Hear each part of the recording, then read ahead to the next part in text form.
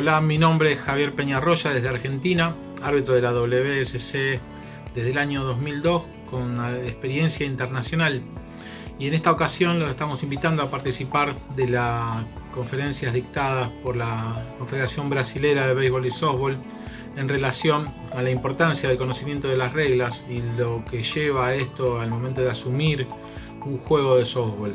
Así que estamos acá para desearles el mayor de los éxitos en este nuevo emprendimiento y bueno, que sea todo con mucha suerte desde Argentina. Les mandamos un cálido saludo. Bom, antes de eu falar, a regra 2, ela está subdividida em duas partes. Ela fala sobre o campo de jogo, tá? E fala sobre os equipamentos. Então, em princípio, a gente pode até achar, né, que é uma regra um pouco menos importante, né?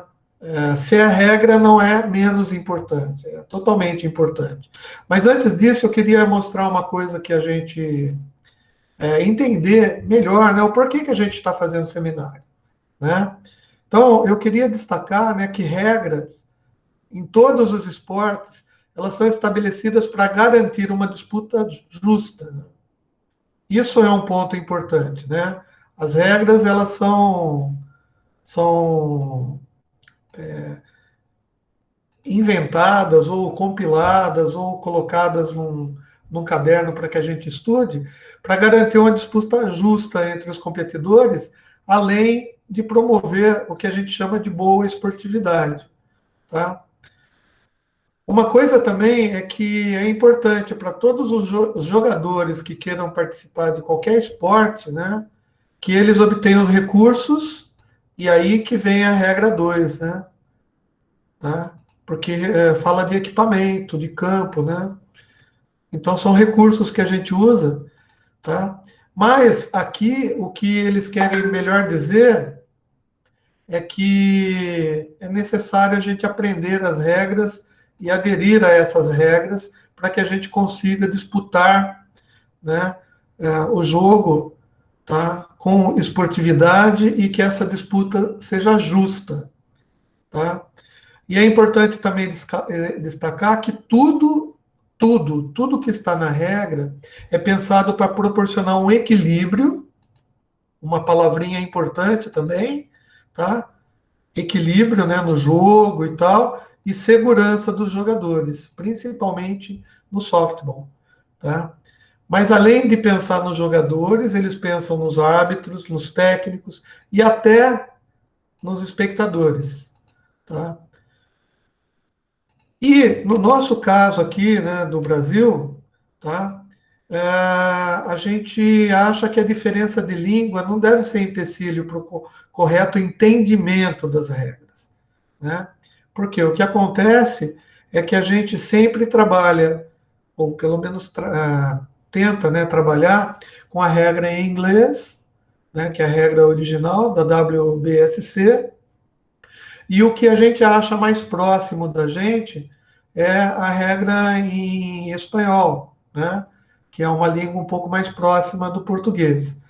Mas, para nós que falamos português, o entendimento, né, o entendimento da regra, do que significa a palavra, né, é muito complicado, porque palavras em espanhol, por exemplo, são escritas da mesma forma que as palavras em português, mas elas têm entendimento totalmente diferente, tá? Então, eu acho que esse é um dos motivos mais importantes, né, que a gente está fazendo o seminário traduzido em português, né, com apoio aí do pessoal da WSC, que passou todas as informações necessárias, né, e toda a experiência necessária, tá? Então, feitos os disclaimers aí, a gente vai falar sobre a regra 2, que está dividida em campo de jogo e equipamentos, tá? Então, vamos lá. Campo de jogo, né, parece ser muito simples, todo mundo conhece, né, o diamante, né, do softball, e a gente vai ver que o campo de jogo é muito importante para que o jogo ocorra, tá? E daí, toda a regra no livro de regras, ela é dividida em algumas partes, né?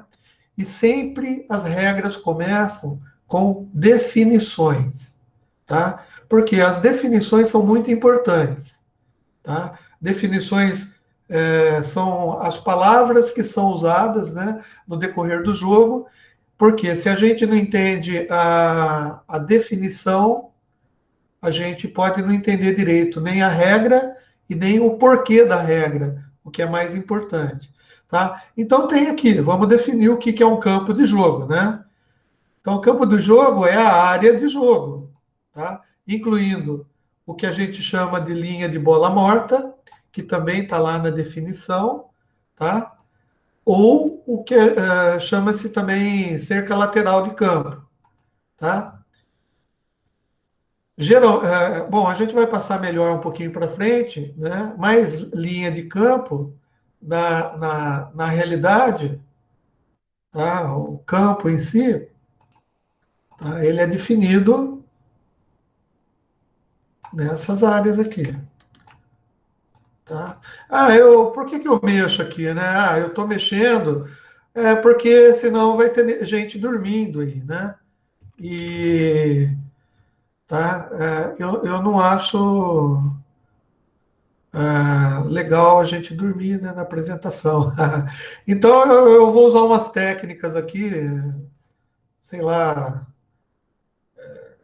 se vai ajudar ou não vai, tá? Mas vai nos mostrar algumas coisas. Vai ser um pouco diferente, tá? Porque eu sou diferente, eu faço diferente. Mas é isso aí, tá? Então, o campo de jogo é a área envolvida, né? Dentro, né, do campo, mas tem mais algumas outras definições mais para frente, tá? Então, nessa área aqui é onde a gente pode jogar, tá? É onde a bola pode ser pegada, jogada. Bom, daí você pode dizer assim, bom, tem dois tipos, e aí a gente vai ver, né? O campo, né, ele é mais do que a extensão só das linhas que determinam o que é uma bola dentro de campo ou uma bola fora. Então, o campo mesmo é tudo o que envolve. Se a gente for levar a sério, a gente considera até a arquibancada como sendo campo. Mas não vem ao caso, tá? O campo de jogo ele tem algumas necessidades. Ele tem que ter uma área limpa e desobstruída, tá? Muito importante, dentro das dimensões mínimas estipuladas no livro. Então, existem regras que são determinadas para que o esporte, né, seja praticado dentro, né, das limitações que foram feitas. Tá? Então, o livro de regras vai estipular tamanho mínimo e tamanho máximo para tudo que tem no campo. É aconselhável que o campo tenha uma zona de advertência, tá? Para avisar, né, eventualmente, jogadores que a gente está chegando no final do campo. É muito importante isso, tá? E caso seja usada uma zona de advertência, ela tem que ser uma área dentro do campo de jogo e adjacente ou próxima a qualquer cerca. O que é uma zona de advertência? Né? É para informar para o jogador, o árbitro, para todo mundo que está participando da partida, tá? Que está chegando, né, em algum momento ali, está chegando no final do campo. Tá? Caso o campo tenha uma cerca temporária, tá? E é muito comum nos campos aqui no Brasil, né? A gente ter cercas que são montadas e adaptadas, né? De outros campos que a gente utiliza também para jogar o softball, tá? Essa cerca temporária, ela já é considerada zona de advertência. Um minuto só que tem alguém querendo participar, que é o Marcelo Leonel. Então, eu estou fazendo um monte de coisa e tenho que aprovar a entrada das pessoas na sala. Tá? A Patrícia aqui no chat, ela até falou, né, da diferença de língua. Por exemplo, lançamento, tá? Para a gente no Brasil, nós traduzimos como arremesso, tá? E lançamento, em português, para a gente, é o que vocês chamam de tiro. Então, veja bem, se a regra está dizendo lançamento, né, nós aqui no Brasil podemos entender que a gente está se referindo a um arremesso ou a um tiro.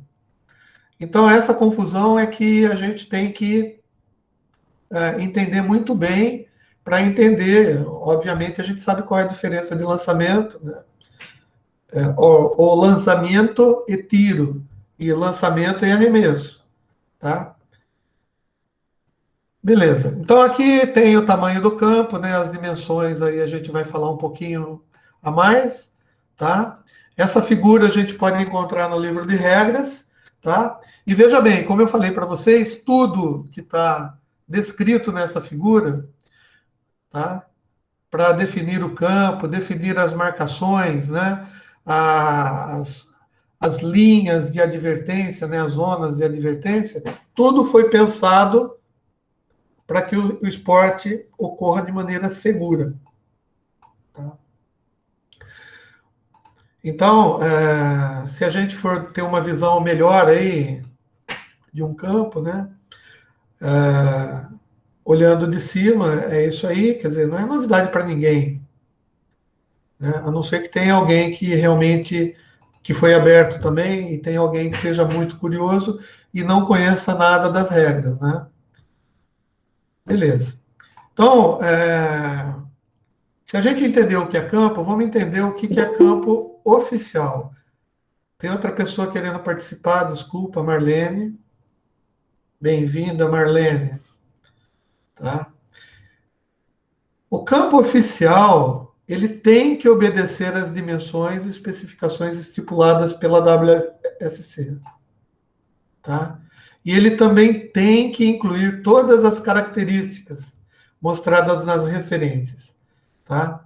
Então, um campo ele tem que definir o que são as linhas de fall, tá? E fair, tá? Tem que ter a linha de 3 metros, tem que ter as linhas laterais, ele tem que ter a marcação para o coach, tá? Que é o coach box para os treinadores. E aqui eu queria fazer um destaque, né? Veja bem, às vezes nós podemos chegar num determinado campo e o coach box ou ele está feito de tamanho errado ou está colocado num posicionamento errado em campo, tá? Como eu falei, se o campo oficial foi pensado para que o coach box fosse naquela determinada posição, é porque foi pensado não só na movimentação do árbitro, porque ele vai ter que passar, ele vai ter que fazer uma movimentação que a gente chama de mecânica, tá? Os treinadores têm que ter um local para eles ficarem, para ficar passando instruções para os seus jogadores, tá? E também a gente tem que pensar no corredor, né? O cara que está correndo entre as bases.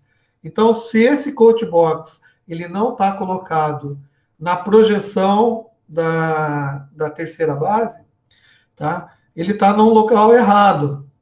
Tá? Isso pode atrapalhar, por exemplo, a corrida de um jogador ou a movimentação de um árbitro, quando ele for fazer a mecânica. Então, a gente tem que se atentar muito para essa coisa. Tá? Os círculos do batedor prevenido, que é o batedor que vai entrar para bater. O círculo do arremessador também, tudo. Ou seja, tudo tem que estar bem marcadinho, né?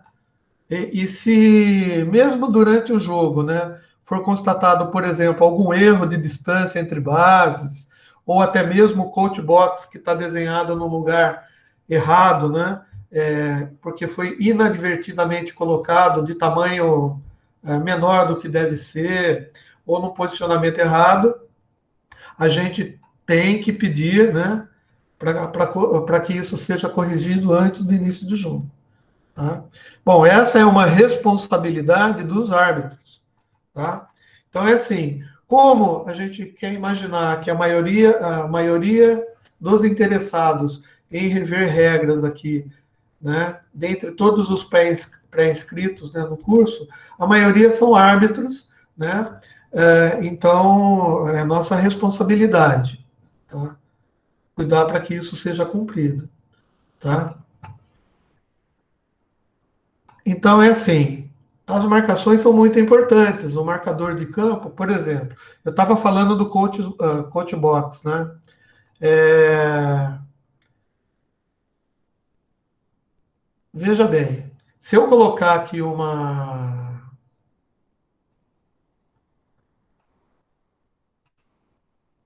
projeção aqui, ó, da linha de base, que a gente não sabe o que é ainda, mas a gente já imagina, tá? A gente vai ver que o coach box ele está colocado exatamente na projeção da terceira base e ele tem 4,57 metros de comprimento, tá? Se a gente for dividir, são 15 pés, né? Então, se a gente for dividir o campo, tá? O coacher's box ele ocupa 1/4 do tamanho da linha da distância entre as bases, tá? E ele é colocado aqui propositadamente, foi pensado assim, tá? Então o catcher box não pode ser colocado aqui no meio, na frente do, tem que ser colocado no lugar certo. E a gente tem que tomar cuidado para isso, tá? Outra coisa que é importante falar são as dimensões das bases, tá? As dimensões da base dupla, que é colocada na primeira base, as dimensões de home plate, tá? Que para o jogo ser jogado de uma maneira correta e para que as regras sejam interpretadas de maneira correta, todas esses detalhes, que são as medidas do home plate, as medidas da base e a própria fixação das bases, né, no lugar correto, vai influenciar no nosso jogo, tá? Bom, e é claro, a gente sabe, tá, que existe uma tabela de distância diferente, né, para cada categoria que é jogado, tá? Então, quando a gente tem um campeonato feminino sub-16, tá? A distância do arremesso, né? Tá vendo? Aqui já é a, o problema, tá? Da gente ter que traduzir, né? Tá? Porque lançamento é lançamento para a gente em português. Então tem que prestar muita atenção. Tá? A distância do lance do arremesso, né? São 12,19 metros para júnior, tá? E no masculino é 14, tá? E no feminino é 13,11, tá? Então, muitos países usam, né, polegadas, né, o sistema inglês, né, de medidas, o real, né? Mas a gente usa em metros, tá? E a marca do final de campo, né, do outfield, tá? Em relação à base, tem que ter essas medidas aí. Bom, isso é tabelinha. Geralmente o árbitro não vai medir isso daí, mas o pessoal que prepara campo, eles têm que ter ciência de que o campeonato, por exemplo, é um júnior feminino, então ele deve saber exatamente aonde ele tem que marcar, né? E colocar a cerca lá no final do campo, tá? É claro que tudo isso, para quem é árbitro, técnico, joga, já tem experiência, tem gente que tem 20, 30 anos de experiência no softball, tudo que eu estou falando é uma coisa comum, é uma coisa que já está no conhecimento de todo mundo. Todavia, é bom lembrar, e é para isso que servem os seminários, né? Porque às vezes a gente esquece dessas coisas, desses detalhezinhos, tá?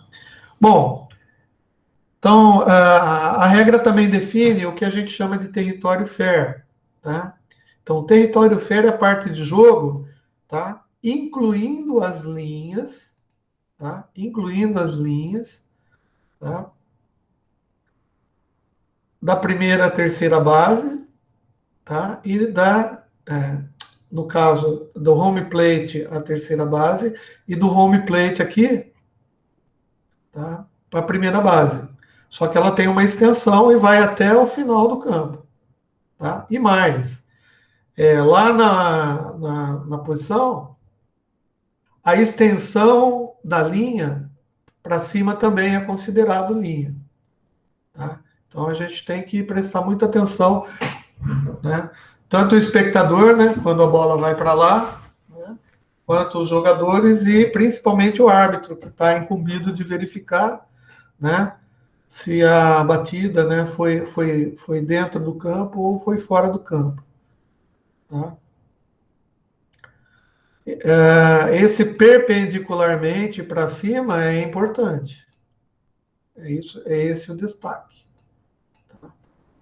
Então, lá no final, geralmente é colocado um poste e tem um tamanho lá mínimo para colocar. Tá?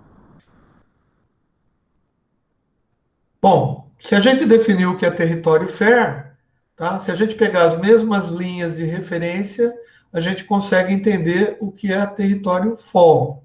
Tá? E a dúvida geralmente fica assim, quando a bola cai, se ela bate na linha, tá? Então ela é dentro, porque a linha é considerado dentro de campo. Tá? Então, se a bola, como a gente diz, triscou na linha, tá? É uma bola dentro, então é uma bola válida. Tá? Então, não tem muito segredo. Né? O que a gente tem que se atentar mais para frente é com o limite do campo aqui, tá? Mas beleza. A regra também define o que é campo interno, que a gente chama de infield. Beleza, infield, tá? É a área de campo interno. Tá?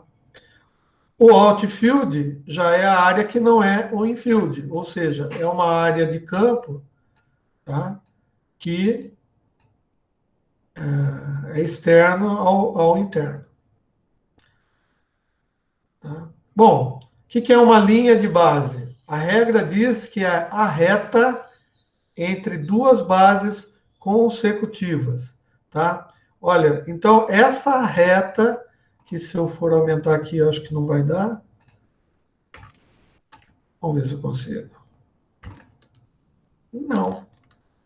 Então não vai aumentar. Tá? E daí. Tá? Então, essa linha aqui, ó, entre as bases, tá? É o que a gente chama de linha de base. Tá? Confunde muito, às vezes, linha de base com a linha que o corredor está fazendo. Dugout, definição, é o abrigo para membros da equipe. Tá? É a área em território de bola morta destinada somente a membros de equipe. Bom, no dugout, uma coisa que é muito recomendada e importante é assim: não é permitido fumar, tá? Não é permitido consumir álcool e não é permitido tabaco de mascar. Tá? Aqui no Brasil a gente não tem costume de usar esses tabacos, né? Mas, ou seja, é uma regra que tem que ser cumprida e cabe ao árbitro verificar o cumprimento dessa regra, tá? Então ele tem que prestar atenção nisso. Bom, a área do batedor é a área onde o batedor fica, tá? Como eu falei, tá? Ela define o lugar onde o batedor deve permanecer enquanto ele está posicionado com a intenção de bater o arremesso. Tá? As linhas, a exemplo das linhas de laterais do campo, né? As linhas de fair fall lá, as linhas também são consideradas parte dentro da área do batedor. Então, se o pé do batedor está em contato com a linha, tá? Significa que o pé do batedor está dentro. Tá? Então, cabe ao árbitro de home fazer essas observações. Por quê? Porque, dependendo de como a batida ocorrer, pode ter consequências. Tá? Ou seja, a violação de qualquer regra de que está escrito no campo, no livro de regras, pode trazer algumas consequências. Tá? A área do receptor, do catcher, tá? A área do catcher também é definida, tá? E as linhas da área do catcher são consideradas também parte interna.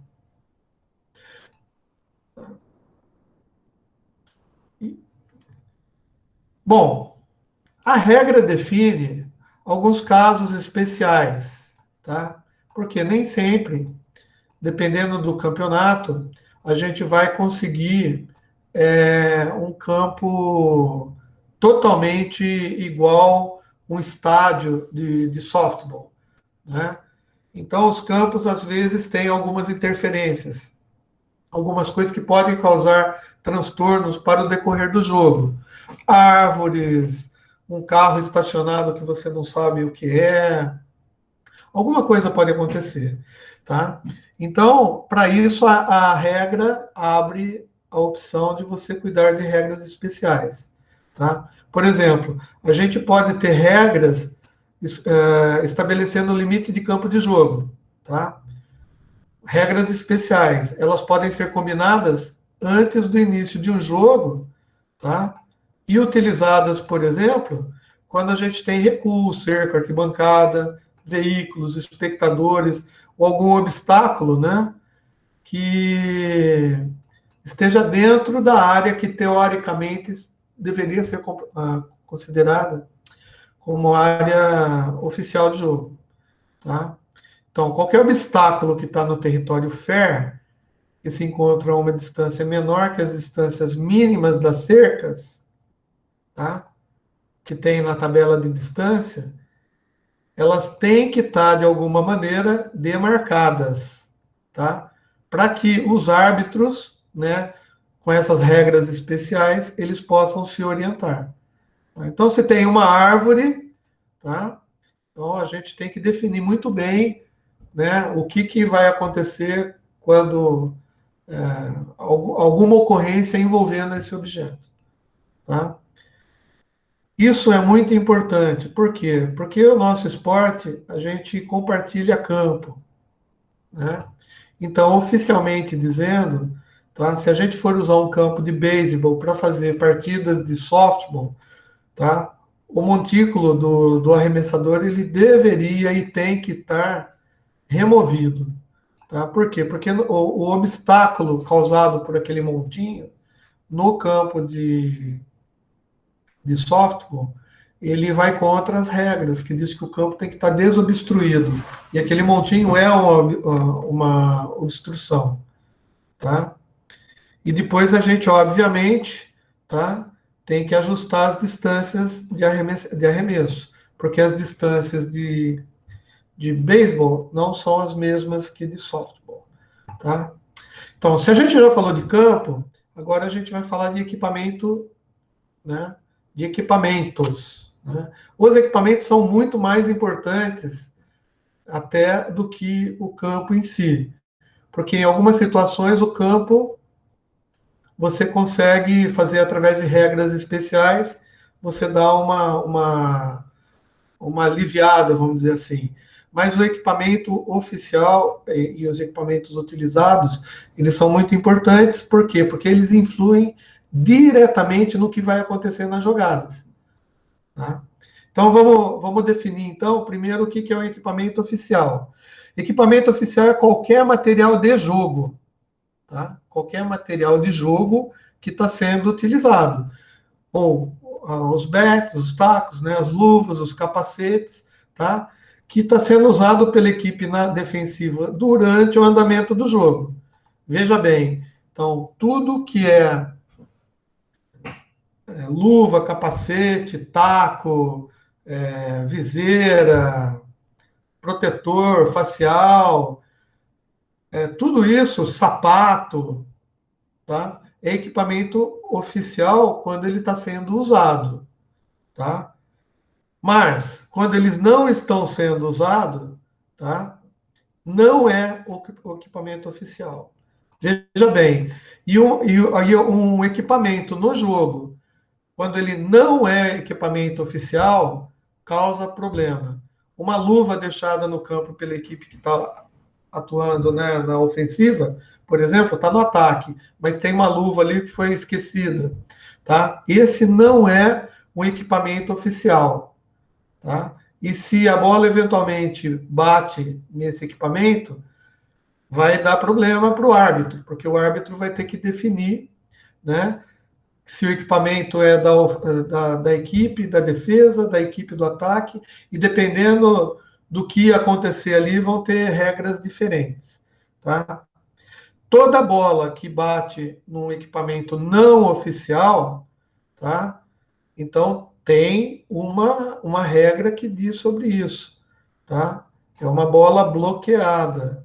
E se tem regra, tem consequências, né? Quando a gente for falar lá nas regras de arremesso e de batedor, a gente vai no último dia, né? No próximo sábado, a gente vai falar melhor sobre essa regra. Tá? A Patrícia vai explicar muito melhor do que eu aqui. Aqui é só para dizer que existe, tá? Bom, outra coisa. A gente tem equipamentos, né, que são definidos pela WBSC, tá? E pela Equipment Standards, a antiga comissão de padrões, né? A comissão que cuida de padrões de equipamento, tá? Mas é o seguinte, ela pode negar ou reprovar, né? Ou revogar a aprovação de qualquer equipamento que mude significativamente a característica do jogo, tá? O que pode mudar significativamente a característica do jogo, tá? Por exemplo, alguém vem com um bate, que teoricamente ela foi aprovada em um determinado momento, mas depois de estudos, né, essa comissão aqui chegou à conclusão que aquele bate que tinha sido aprovado lá 3 anos atrás, tá, ele muda a característica do jogo, dando uma vantagem muito maior para um jogador que tem esse bate em mãos. Então, ela pode revogar essa aprovação, né, que teve, né, no ano passado, e esse equipamento passa a não ser mais um equipamento oficial, tá? Então, sempre tem um pessoal estudando essas coisas, e quando a gente for falar de bate, que é agora, né, a gente vai falar disso daí, tá? O que é um bate considerado ilegal? Tá? É um bate que não atende às exigências dessa regra, que a gente está falando da regra 2, tá? É um bate ilegal. Bom, e o que não atende à regra 231 é um bate que não foi aprovado pela WSC e aquela comissão de padrões de equipamento da WBSC. Tá? Então, o que acontece nesse caso específico? Tá? Ele é considerado um bate ilegal e, se viola uma regra, obviamente vai ter uma repercussão no jogo. Tá? A WBSC ela põe à disposição de todo mundo, lá no site da WBSC, tá? um manual até, na realidade é um PDF que está no site, tá? Que tem a lista dos bates aprovados, tá? Então, um bate legal é um bate que é aprovado. Um bate ilegal é um bate que não é aprovado, tá? Então, a gente recomenda aqui para todo mundo que tenha interesse em se aprofundar, né, realmente nessa regra e saber certinho o que pode ser um bate legal ou um bate legal, tá? A gente tem também na nossa apostila de regras traduzidas aí, tá? No anexo 2, como os bates são produzidos, como eles são construídos, tá? E o que é considerado um bate ilegal, tá? A regra diz que somente um bate oficial, né, que está dentro do padrão, ele pode ser, tá, utilizado nos jogos, tá? Então, geralmente, os bates eles têm que ser construídos em uma só peça, tá? Mas ultimamente já pode ser construído em peças coladas, né? Com peças intercambiáveis, tá? Só que o que é peça intercambiável? Por exemplo, tem um bata que tem deixa eu ver se eu consigo até dar um zoom aqui na figura, tá? Existem bates aprovados, tá? Em que a manopla, que é a parte onde você segura o bate, ele é encaixado nessa parte que é realmente a parte que se bate, tá? Veja bem, isso daí é um bate que eles chamam de ensembled, tá? Só que se isso acontece, ele tem que ter algumas características. Por exemplo, você não pode intercambiar, por exemplo, pegar uma manopla de um tipo de bate e colocar no outro tipo de bate. Por quê? Os bates de encaixáveis de alumínio, por exemplo, eles são feitos para atender uma determinada especificação. Se você pegar a manopla que está num bate, que foi já o bate inteiro, ele tem aquela característica e foi aprovado por aquela característica. Se você trocar para um outro bate, você muda a característica e pode dar uma determinada vantagem a um jogador ou outro, tá? Então, quando ela tiver duas peças, tem que ter uma maneira de travar as peças com segurança, devem atender aos padrões como se fosse uma peça única, tá? E aqui está dizendo que não pode trocar a peça de um em outro exatamente para provocar aquilo que a gente chama de aumento de performance, porque o jogador e a jogadora, eles sempre estão procurando maneiras de melhorar a performance. Tá? Daí tem as características lá que estão no anexo 2A, né? O tamanho máximo, tá? De um bate para softball, tá? A largura, o peso máximo, tá? E o diâmetro, né? No caso aqui, é a espessura, né? Máxima, tá? Aqui na parte mais espessa. Tá? E todos têm que ter na manopla, né, na empunhadura, o que a gente chama de knob, né? Que é esse. Deixa eu dar um zoom aqui. Tá? Essa voltinha, né, para que a mão não escape. Só que isso daqui também tem medidas, tá? E essas medidas são pré-aprovadas pelo WBSC. Então não é qualquer bate que pode ser utilizado, tá? Então ele tem um tamanho, né, máximo e mínimo para ter esse knob aqui. Tem alguém entrando novamente? A Silvia. Tá ok? Eu estou vendo que tem pessoas fazendo perguntas no chat, tá? É, assim, a gente está marcando as perguntas do chat e a gente vai responder assim que terminar a apresentação, tá? E algumas perguntas pode ser que a gente deixe para responder no último dia do seminário. Bom, a regra define também um taco de aquecimento, um bate de aquecimento, tá? Para fazer o aquecimento, ele pode ser um bate oficial, tá?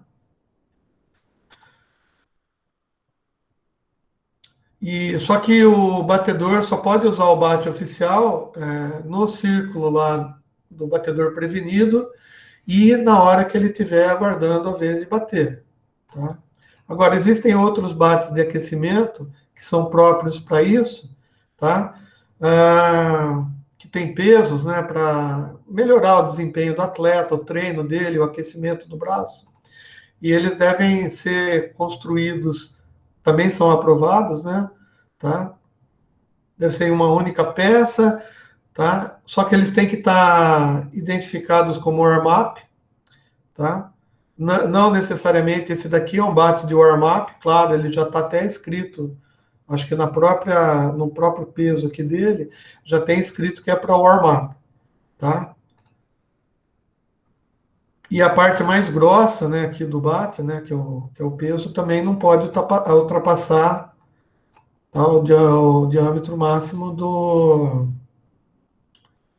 do, do bate oficial. Tá? Bom, então se a gente viu o que é bate oficial, né? Como que ele é feito e tal, a gente tem que entender também outra coisa que é muito importante, que é um bate adulterado, tá? E veja bem, tem o bate ilegal, tá? Que é uma definição, e o bate adulterado, são coisas diferentes, tá? E se eles são coisas diferentes, se acontecer de ser encontrado um bate adulterado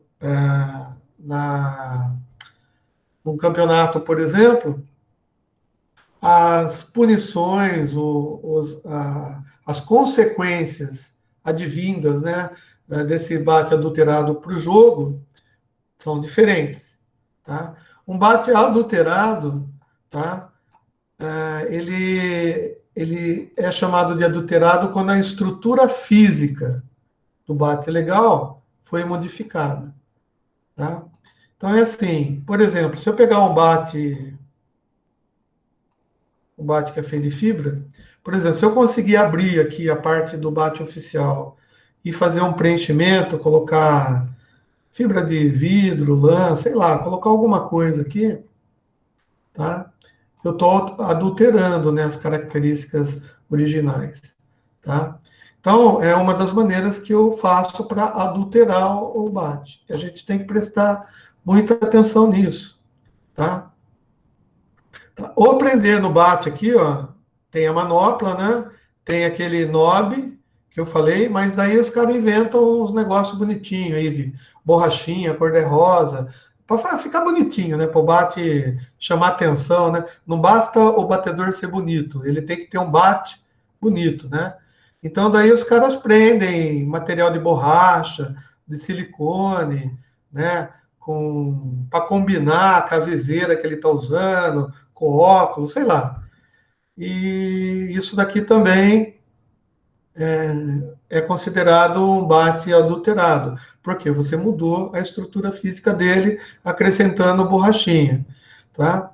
Ah, mas alguém pode dizer, não, se tem isso daqui para vender, então vende para quem está treinando, né? Para o cara que quer, para a menina que quer chamar atenção, né? Então, no treino, o treinador pode permitir, mas no jogo é impossível. Tá? Outra coisa que é importante, né, é que quando o árbitro vai fazer a verificação do bate, vocês não estão percebendo porque a foto está com baixa resolução, tá? Mas o que acontece é o seguinte: a gente tem aquele anti-grip, né, que é para evitar que escorregue da mão ou bata, tá? O cara passa mais do que 2 voltas de anti-grip no bata.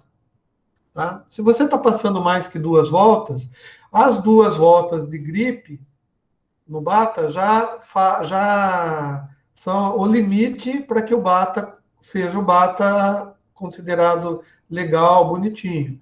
Se você passar muito, ficar muito grosso, você está mudando a característica do bate. Pode ser que você está desequilibrando, né, o bate e você bate mais rápido, mais forte, não sei.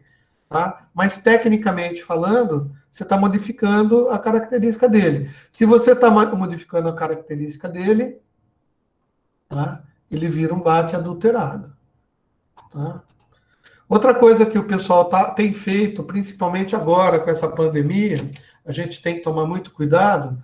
Eu não sei por que cargas d'água, mas o pessoal está invernizando o bate. Tá?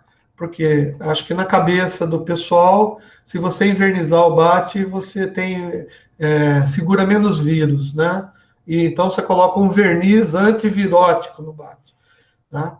E isso também muda a característica do bate, tá?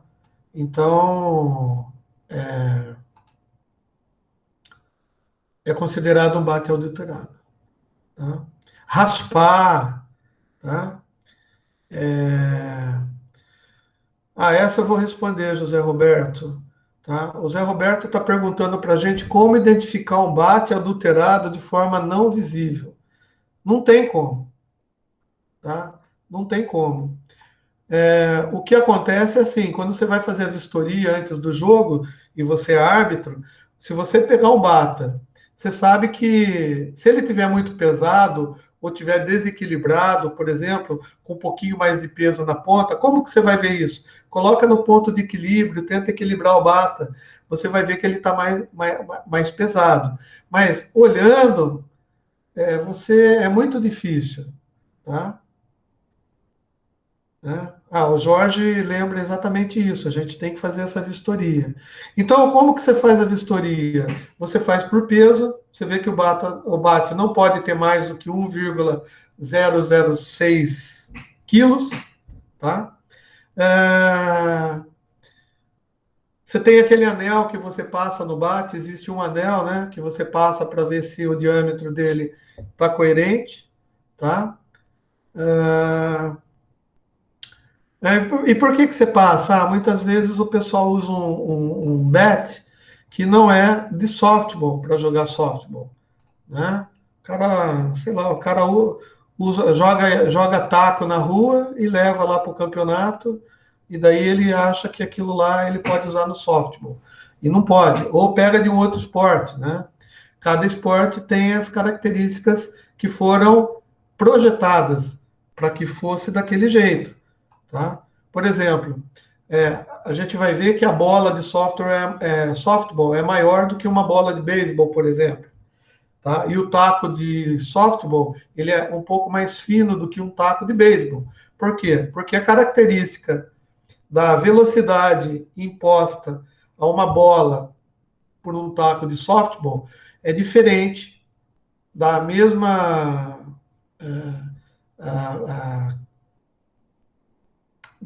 da mesma batida se você faz com um taco que não é do esporte. Então a bola, se você bater com um taco de beisebol, a bola vai mais longe, tá? Aliás, o tamanho da bola do softball também foi calculada porque o softball inicialmente era para ser um esporte para ser praticado indoor, né? A gente que adaptou ele para jogar no outdoor. Mas ele, inicialmente, no início, ele era um esporte indoor. Então, ele tem que ter a bola maior para ir mais perto, né, para não estourar lá a luz do estádio, né? E o taco é menor exatamente para impor uma força menor, um peso menor, para a bola não ir muito longe. Daí você fala assim, mas tem gente, os homens, eles batem e a bola vai longe. Isso é verdade. Vai mais longe, mas daí é força muscular. Mas o esporte foi feito para a bola ir mais perto. Capacete, outra coisa importante, tá? O capacete ele tem que ser utilizado, tá? E as regras definem que ele deve ter, tá? Duas orelheiras, tá? Tem que estar espumado lá dentro, tá? E o material, né?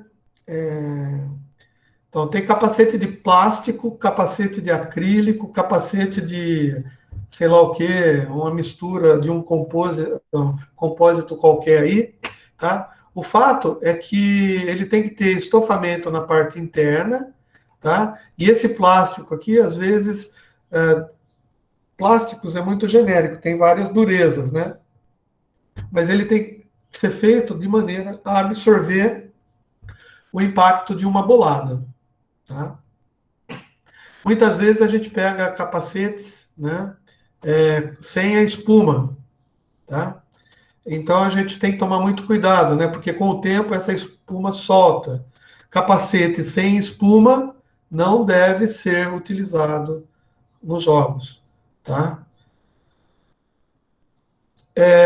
O capacete para receptor ou jogador que está jogando lá na defesa pode ser do tipo que a gente chama de coquinho, tá? Que é um capacete que ele não tem orelheiras. Veja bem, então tem uma diferença. O capacete para quem está batendo, tá? Para quem é catcher, tá? Tem que ser muito melhor, tem que ter aba nas duas orelhas, tem que ser uma coisa mais importante, vamos dizer assim, né? Mais considerável. Enquanto que quem está lá na defensiva, se quiser usar capacete, ele pode usar daquele tipo coquinho que não tem orelheiras. É só para proteger o coco mesmo, né? Então, o capacete que está rachado, quebrado, amassado ou adulterado é um capacete ilegal, tá? Então, se não tiver espuma, é um capacete ilegal, tá? Então, a gente tem que remover esses capacetes do jogo. Luvas e mitts. Bom, a luva tem todo um processo de fabricação.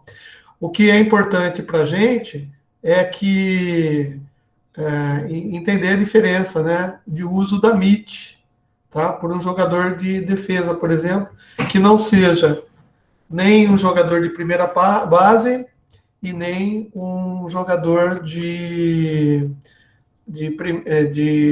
um catcher ou um jogador de primeira base, tá? Então, o que a regra diz? A regra diz que qualquer jogador defensor pode usar uma luva, mas somente o receptor e o defensor de primeira base pode usar um mitt. Bom, qual que é a diferença de uma luva para o mitt? O mitt é uma luva totalmente almofadada, ela tem dimensões diferentes de uma luva normal, tá? Então ela faz diferença na hora de você catar a bola. Nenhum cordão ou parte superior, bem como tiro defensivo, né, deve ser colocado na mitt. Deve ser usado por um defensor, ou seja, não posso ter cordões soltando, e se tiver, tá, não pode ultrapassar 5 polegadas de comprimento, tá, que é o tamanho maior aqui admitido. Tá? A luva do arremessador pode ser de qualquer cor, isso é importante. Tá? Por quê? Porque a gente tem algumas confusões com relação a isso. Tá? Então, a luva do arremessador de lançamento, do pitcher, né, pode ser de qualquer cor ou combinação de cores, contanto que nenhuma cor, inclusive do trançado aqui, seja igual à cor da bola. Tá? Então, a gente tem cores específicas. Então, quando a bola é uma bola branca, né? Então a gente tem que prestar atenção para que a luva do arremessador não tenha detalhes em branco, para não confundir, né, o batedor, tá? Agora, se a gente estiver jogando com bola amarela ou verde-limão, aquela cor meio esverdeada, né, que é a cor característica aprovada também para bola de softball, então não tem problema se na luva do arremessador tenha detalhes em branco, tá? Agora, se tiver detalhe de cor da bola, a gente tem que ficar esperto. As luvas com círculos brancos, cinzentos ou com tom amarelado na parte externa, que tem a aparência de uma bola, não são equipamento oficial. Tá? Então, equipamento não oficial deve ser retirado do jogo. Luva ilegal é uma luva não oficial, que não atende às especificações da luva legal. Tá? Então, veja bem, uma luva ilegal, por exemplo, o uso do mitt lá pelo outfielder, lá, um defensor, é uma luva ilegal. Ele pode usar a luva ilegal no jogo? Não. Mas e se ele entrar, né, com uma luva ilegal? Bom, aí dá problemas, tá? Daí dá problemas. Mas esses problemas são jogadas de apelação, né? Por exemplo, alguém cata lá na defesa a bola com uma luva que é ilegal. Uma luva ilegal deve ser retirado, né? Então, a gente tem que chamar a pessoa e pedir para ela colocar uma luva legal, tá? Nas regras, a gente vai ver aí uma catada. Por quê? Porque uma catada de bola lá no campo de defesa, feito com uma luva que é ilegal, é uma ofensão a uma regra. O cara está usando uma luva não oficial, então vai ter problemas. Tá? Vai ter consequências quando eu digo que vai ter problemas. Bola oficial. Bom, bola oficial, ela tem que ter o que a gente chama de core. mínimo, tá? Que é o coeficiente de restituição. Ou seja, quando você dá uma batida na bola, tá? Ela tem que ser elástica o suficiente para que ela volte ela não fique deformada. Essa é a coisa, tá? Uma bola oficial, ela tem que ter um coeficiente de restituição mínimo, tá? Que é feito lá no laboratório. Então, a bola oficial, ela tem tamanhos, obviamente, específicos, tá? Tá? As cores da costura são importantes também, podem ser branco ou vermelho, tá? Aqui o tamanho mínimo é 30, daí, veja bem, no bate a gente fala de diâmetro, na bola a gente fala de perímetro, tá? Então é um perímetro, ou seja, você tem que pegar a fita métrica para medir, tá? Ah, acontece de ter bola não oficial no jogo? Sim, tá? Não deve acontecer no jogo, tem que ser retirado. Mas pode ser que algum time ou alguém leve uma bola que tenha um core, tá? Que é menor do que 0,47. Ué, pode, tá? Então a gente tem que tomar cuidado, porque essa bola que está sendo usada, se ela não tiver um core menor do que 0,47, tá? Portanto, ela pode estar abauloada, ovalada, ou ela foi costurada com cor azul, né? Na costura, foi remendada, sei lá. É uma bola não oficial, tá? É um material que não deve estar em campo. Tá? E se ela for batida e entrar numa jogada, então tem consequências. Tá? Portanto, nos campeonatos que a gente faz, tá? No nosso caso aqui no Brasil, a gente sabe que o fornecimento da bola dos campeonatos, tá? É feita pela CBBS lá, tá? Então, geralmente a gente faz os campeonatos com bola oficial, tá? Sapatos, poxa, todos os sapatos. Todo time tem que ter sapato, né? Um tênis, tá? Um sapato ele tem que ter a parte superior feita de lona ou couro, tá? Ou materiais similares a couro, que deve ser totalmente fechado, além de conter travas de nylon ou borracha dura, tá? Então, o uso de sapatos com travas destacáveis, né? Sobre a sola não é permitido. Então, isso é uma regra mundial, gente. Tá? Se é destacável, atarrachável, daquela que você mexe, não é permitido. Tá?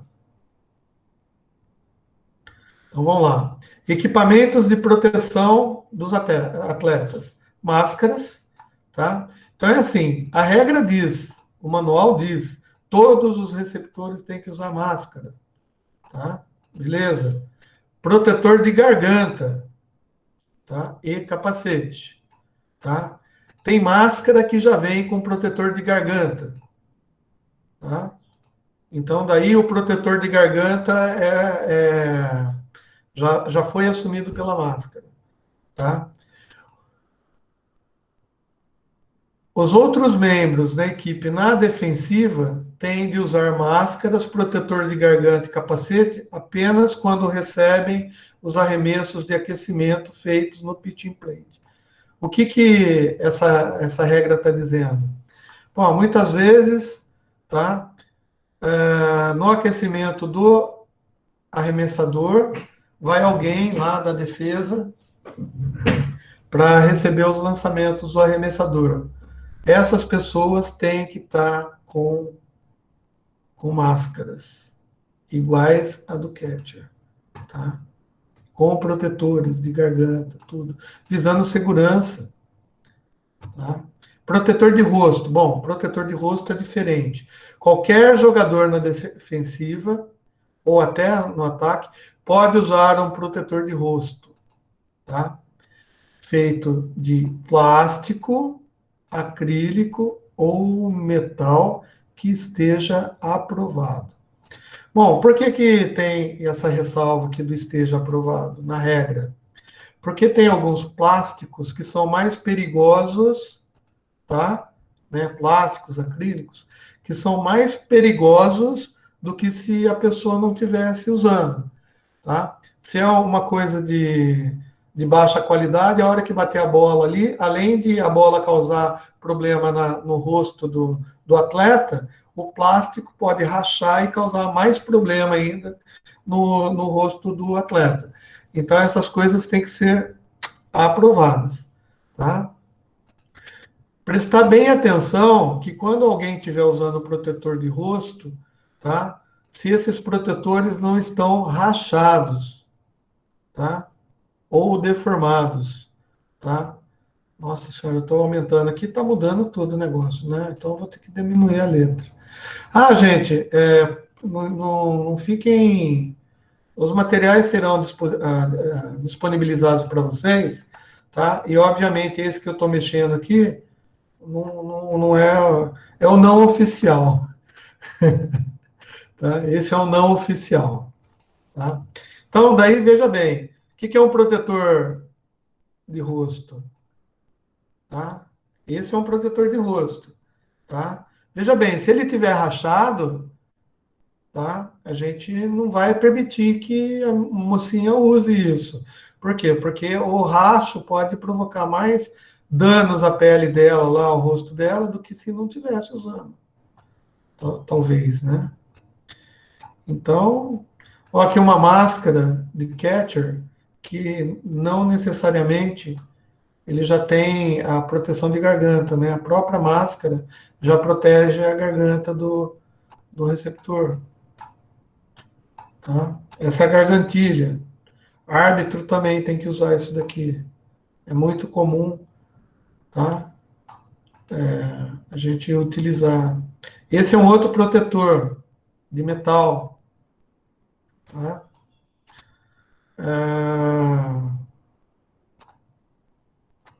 No nosso campeonato brasileiro, né?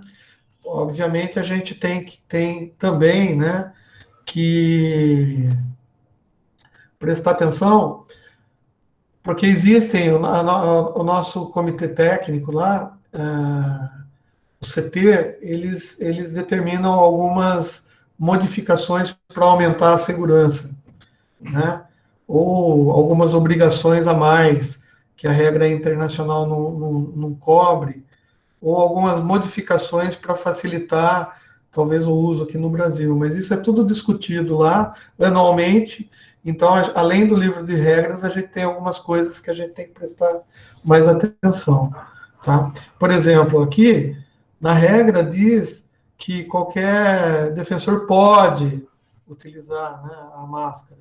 Então, em algumas categorias a gente obriga a usar protetor de rosto, tá? Então, são obrigados em algumas situações. Tá? Uniformes. Bom, uniforme faz parte do equipamento oficial de jogo, tá? Então, tem algumas regras que têm que ser cumpridas quando o jogador entrar num campo para disputar um campeonato, tá? Então, a gente diz que todos os jogadores da mesma equipe têm que usar uniformes semelhantes em cor, é assim que a regra diz. Estado, tá? E estilo, tá? Bom, o que significa estado e estilo? Bom, estilo significa que tem que ser do mesmo jeitão, mesmo jeito. Então, é assim, ó, tá? Não é só questão de cor, é questão de estilo. Por exemplo, essas meninas aqui estão usando... Ah, não, deixa eu pegar essa daqui que é mais bonita, para a gente ver. Olha só. Tá? Isso é um jersey. Tá? Ah, não, eu pensei que era camiseta, né? Então, é o seguinte, uniforme tem que estar padronizado. Tem que estar dentro das características. Deixa eu ver se tem alguma camiseta aqui. Não. É que lá fora o pessoal só usa jersey. Aqui no Brasil tem algumas equipes que usam camisetas, né? Camiseta para time. Então é assim, se todo mundo está usando camiseta, beleza, tá certo. Se 3 pessoas do time estão usando camiseta e o resto usando jersey, tá errado. Tá? O membro uniformizado da equipe pode, por motivos religiosos, tá, usar cobertura ou véu na cabeça.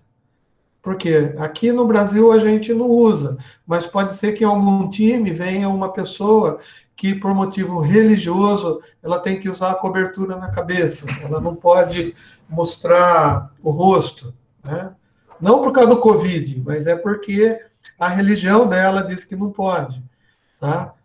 Então, essas pessoas, excepcionalmente, podem utilizar, ou seja, vai ser uma pessoa diferente no time, mas não vai ter penalidade por causa desses motivos religiosos aqui. Tá ok? Tá acabando, gente. Desculpa aí. Bonés e viseiras. Bom, o uso de bonés é obrigatório para jogadores masculinos. Tá? Eu tinha feito uma tabelinha, né, com a diferença aqui, tá? Entre jogador masculino e feminino, tá? Porque tem diferenças. Por exemplo, o boné ele é obrigatório para jogador que está jogando no masculino, tá? Só que as meninas não necessariamente, elas podem usar viseiras. Todos os bonés têm que ser iguais em cor e estilo, tá? Então, por exemplo, geralmente eles colocam boné com o símbolo do time, tá?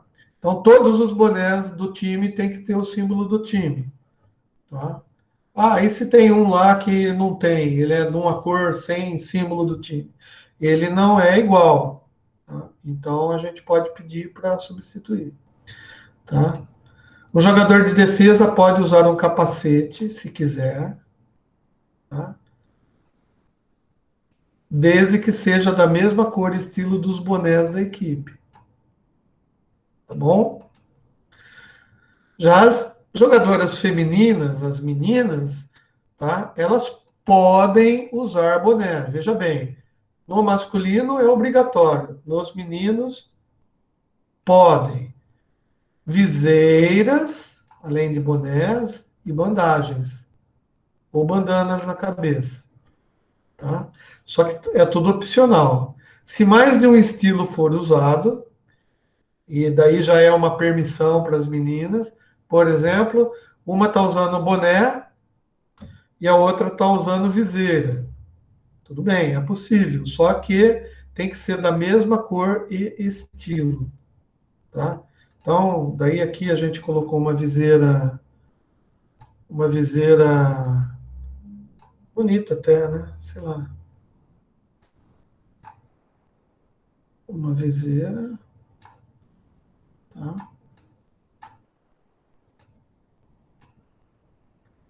Nossa, que legal. Tá? E aqui um boné. E se você der zoom, você vai ver que, no caso de menina, essa viseira é do mesmo estilo do boné, só que de cor diferente. Se o boné fosse vermelho, as meninas do time poderiam, umas usarem bonés e as outras viseiras, porque não teria nenhuma mudança no estilo aqui do negócio. Beleza? Tá. Camisetas interiores, né, de baixo ou undershirts, tá? Ó, as undershirts são opcionais, mas se forem utilizadas, todas as meninas e as pessoas, né, que forem utilizar essas undershirts devem ser da mesma cor e estilo, tá? A cor branca, muita gente questiona. Mas se for usar branco? Branco é permitido, tá bom? O que o pessoal não permite, a regra diz que não deve usar, é camisetas rasgadas, desfiadas ou descosturadas. Bom, essa descosturada aqui é quando, obviamente, está exposto, né? A gente está vendo. né? Porque de repente a camiseta saiu da calça e está lá com um descosturamento ali. Mas se você colocar por dentro, não dá para ver, não tem problema nenhum, tá bom? Não pode estar exposto. Mangas de compressão. Putz, isso é importante, porque muito jogador gosta de usar, né? Tá fazendo terapia, sei lá, terapia psicológica, e ele tem que usar uma manga de compressão, né? Legal. Elas podem ser usadas, tá? Só que quando elas forem usadas, elas têm que ser da mesma cor das undershirts usadas pelo time, tá? Ah, e detalhe, hein? Foi mudada a regra e eles dizem que as undershirts podem ser usadas em apenas um braço, né? Então, porque tem sempre a pessoa que está com problema só no braço direito, por exemplo, né? Ou só no braço esquerdo, né? Então pode ser usado. Vamos lá. Mangas de compressão, bababá, já falei, tá? Então, essa alteração na regra, tá? Foi feito em janeiro de 2020 para permitir, tá? Que elas possam ser utilizadas num braço só, tá? E o que é importante é assim, ó. Um jogador ele pode usar uma ou duas mangas de compressão de cor única, tá? Cor única, assim, da cor do time. E a cor deve combinar com qualquer camisa interna, sendo utilizada por os jogadores. Além disso, deve conter pelo menos uma das cores do uniforme, tá? Isso que é uma coisa importante para a gente observar também, tá? Então, se o uniforme é vermelho e branco, às vezes o cara coloca uma manga de compressão de zebrinha, não pode. A zebrinha não pode. Ah, mas é que zebrinha tem cor vermelha e cor branca, o meu time é vermelho e branco, ou o meu time é amarelo e vermelho, zebrinha não pode. Tá? Ou eu estou sendo muito chato? Tá? Beleza. Vamos lá. Calças e slidings. Né? Ó, todas as calças, a regra diz que todas as calças de jogadores devem ser de um só estilo. Tá? Prestar atenção. Tá? Se todas forem longas, né, todos têm que ser longos. Se todas forem curtas, né, não pode ter gente jogando de bermuda e gente jogando de calça comprida no time. Beleza. Jogadores podem usar calças para sliding de cor firme e coerente com o uniforme. Tá? Ou seja, é uma calça do uniforme. Só que não podem ter almofadas na lateral. Tá? Então tem que prestar atenção nisso. A calça sliding, ela permite o escorregamento mais fácil, tá? Só que ela não deve ter almofadas nas laterais, no joelho, etc. Número de identificação, tem regra para isso. O número tem que ser arábico. Eu já fui em campeonato não oficial que o cara coloca número grego, número, sei lá, o cara inventa o número lá, Vulcano lá, da Star Trek lá e coloca, tá? Tem que ser de cor contrastante, para não confundir, né? Para o anotador que está lá em cima no estádio olhando o jogador, tem uma visualização de que número que o jogador está jogando, tá? No mínimo, tem tamanho também, no mínimo 15 centímetros de tamanho. Pode ser maior? Pode. Tá? Só que tem que ser maior de forma que fique aparente na camisa também. Pode haver números, não pode haver números idênticos. Tá? Então a gente considera que o 01 é igual ao 1. Tá? Portanto, o 02 é igual ao 2, 09 é igual ao 9. Os números serão de apenas de 1 a 99. Tá? Então é assim, tem gente que tem 200 jogadores no time. Tá? Então vai ser problema, né? 200 jogadores no time. Tá? Jogador sem números não poderão jogar. Claro, se o jogador está sem número, a gente não consegue identificar o cara, mas nem na anotação e nem no line-up. Como que eu vou saber que um cara que está sem número vou jogar? Vou colocar branquinho, tá? Então, beleza. Pode ter nome? Sim, pode ter nome, tá? Só que tem que ter o tamanho do número tem que ser no mínimo de 15 e o nome pode ser escrito em cima do número. A regra diz que pode. Tá? Outra coisa que é importante, quando a pessoa vai jogar, tá? É... Só um minutinho. Peças moldadas, né? Não pode usar. Peças de gesso, metal, outras coisas não pode usar. Nossa, já passei do tempo, né? Bom, gente, eu falo demais, tá? Adornos que distraem. Bom, qualquer coisa que tenha no jogador que possa distrair o outro time ou o batedor não deve ser usado, tá?